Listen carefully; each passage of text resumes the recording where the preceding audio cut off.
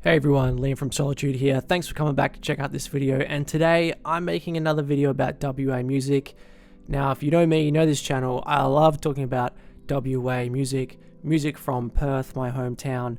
I believe it's one of the best niche music scenes in the world. You all know that Perth music is great, and that's why you're clicking on this video.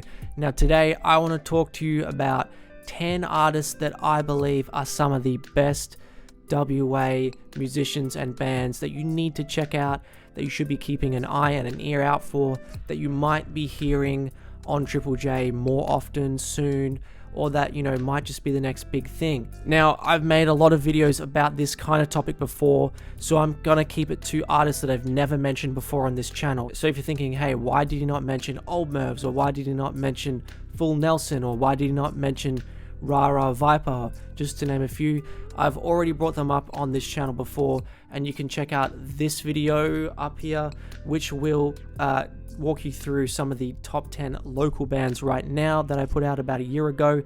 So there's some updates I want to make to this with 10 more great artists that you probably haven't heard yet. Now, the way that I find out who is popping off in Perth, the best way for me is actually the Spotify local pulse charts. More people need to take notice of these charts, in my opinion. They show the artists that are getting the most streams on the biggest music platform in the world, Spotify. Your immediate goal should be getting in the algorithm and getting plays on Spotify. These bands and artists are doing that. They pull good Spotify numbers, and I think one day some, or maybe one or two of these bands or artists will have a lot of success as an Australian band or artist. So in no grand particular order, I'm going to go straight to my first band, and this is a band called Ruby Who.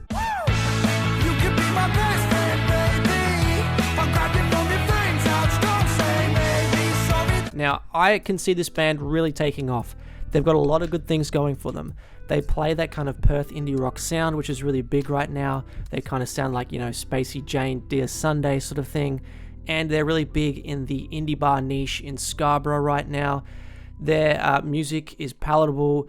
Girls really like it. I feel like if you make music that girls like, you're halfway there, because they're half of the demographic of music listeners. And they look the part up there, you know, like they look like rock stars when you see them dancing around playing their music on the indie bar stage. So I could see this band really taking off. Next up, I've got Lazy Haze. She's been running around, dirty bus right upside down.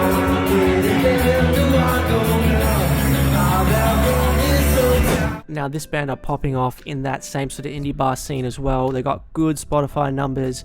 They play that kind of like Skeggs, Hockey Dad, surf rock music, which is really big right now, especially here in Perth. I think they're kind of like the one band that I would say is the next most likely to take off in that genre. I could just see it happening quite easily. Every time they put a new song out, it usually builds to a few 100,000 plays on Spotify, so they've got a lot of things going for them. I could see them taking off. Number 3 is a band called Smallfish.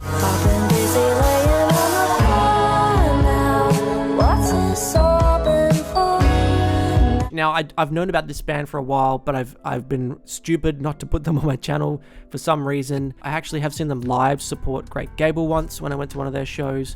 They were pretty good there, but this is an all-girl group out of Fremantle. They play that kind of like Stella Donnelly, female indie music with an Australian accent. They do actually get a little bit of airtime on Triple J. I think they've been invited to play Big Sound once before, maybe this one coming up, which is like a good tastemaker event for Australian bands and artists. And I think they just fit the bill of the modern day music, you know, being female, singing about female empowerment. If you get into that thing, then you'll probably like this band. Okay, number 4. Now, if there was no more sure thing of anything in this list, it's that this guy, I think, is gonna take off. His name is Newport. It's the way you love me, I can never do that. It's a solo musician, and he's not actually technically from Perth, but he lives in a small country town south of Perth, kind of near Bunbury. He makes kind of like bedroom pop music, similar to like Dominic Fike. And his Spotify game right now is next level. he gets a lot of streams. He's hitting millions. He's just going through a bout of Australian shows right now. Some of them are selling out. He's really big in the pop scene in Australia right now. He's getting played on Triple J Unearthed a lot, getting a little bit of airtime on Triple J. I could see him getting a lot of airtime on Triple J. He fits their sound pretty well. I think he has connections because he seemingly kind of came from nowhere, getting heaps of plays on Spotify. So, I mean, if he does have connections, you know, hats off to him. Good for him. I think he deserves it anyway because he's a good musician. Okay, next up, it's a punk rock band, which you don't see a lot of getting attention in the Australian music scene these days. But this band, they kind of have been getting a little bit of attention, and their name is Late 90s.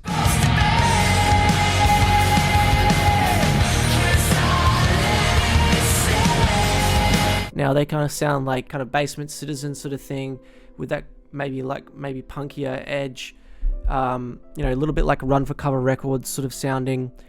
But yeah, they're pulling good numbers on Spotify. They've released a lot of good material. They sound very, very tight, a lot of sheen on their music, so they're not kind of like that sort of bogan punk that a lot of Aussies are doing right now, you know, your Amel and the Sniffers and your Chats. It's not that sort of thing. It's definitely more kind of like the American sounding punk rock, which, you know, I'm actually a pretty big fan of. I respect these guys for doing it. And yeah, they must have some pretty good connections because they're getting good plays on Spotify. They've had a little bit of attention on Unearthed, and I think they'll get played on your like heavy music shows on Triple J. But could see these guys taking off if they keep working on their game and working themselves into that kind of like punk rock Australian niche. Okay, next up on my list, this is the sixth artist I'm talking about so far. This is a solo musician, a girl by the name of Oola.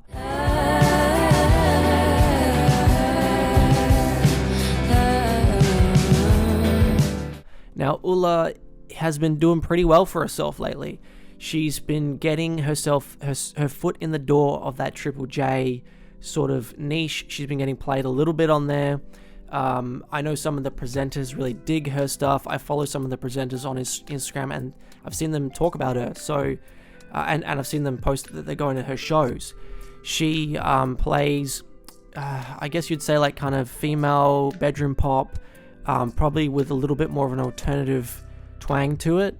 She kind of reminds me of like, I'm gonna say like maybe like Aurora a little bit, but maybe not that quite that Icelandic and alternative. But yeah, she's kind of a little bit more of the ethereal side. A lot of spatial awareness in her music. So I could see her taking off. She fits the bill in a lot of ways. She pulls good numbers on Spotify, and I think she's got Triple J lined up, so I can see her taking off. Okay, number 7. It's a band called Pretty Uglies.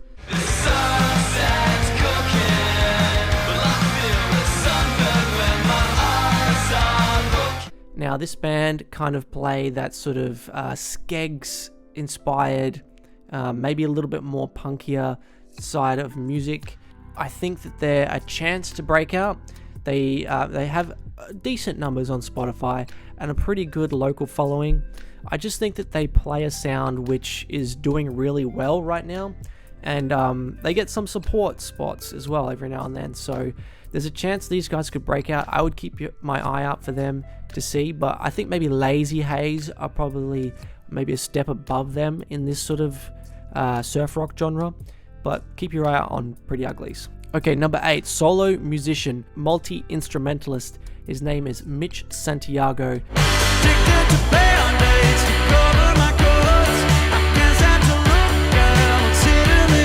This guy's been around for a while in the Perth music scene, doing busking, indie bar sort of stuff.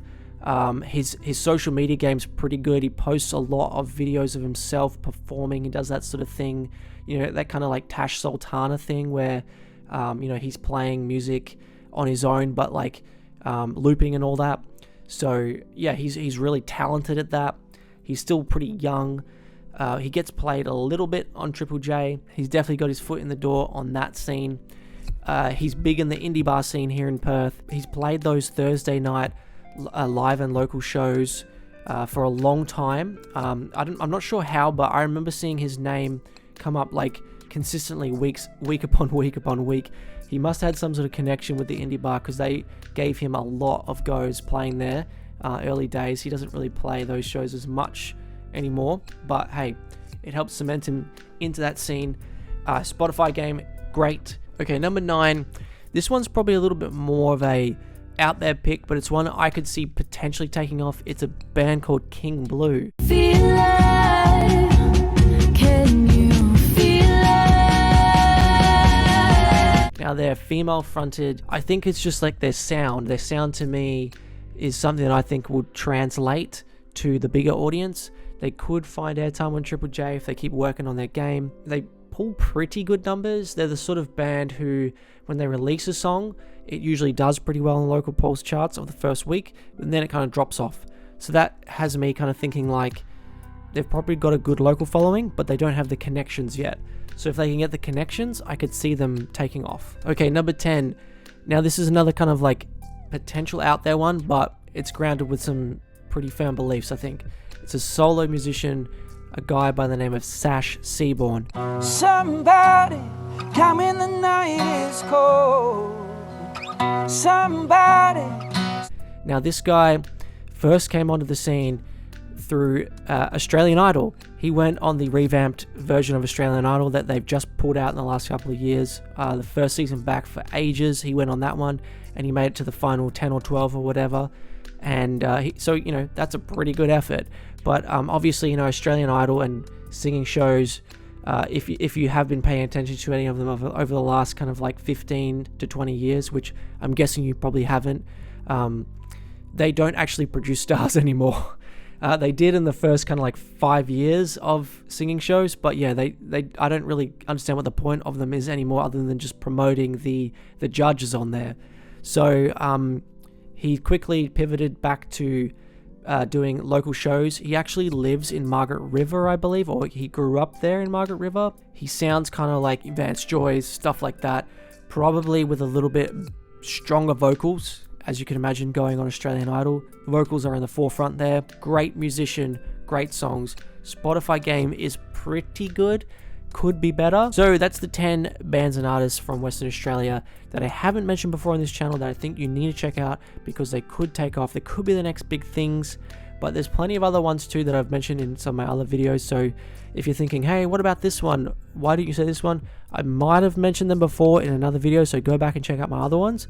But if there's one that I haven't mentioned at all on this channel, drop them in a comment below and we'll chat about it. Thanks for watching, and please come back again soon, so subscribe to this channel.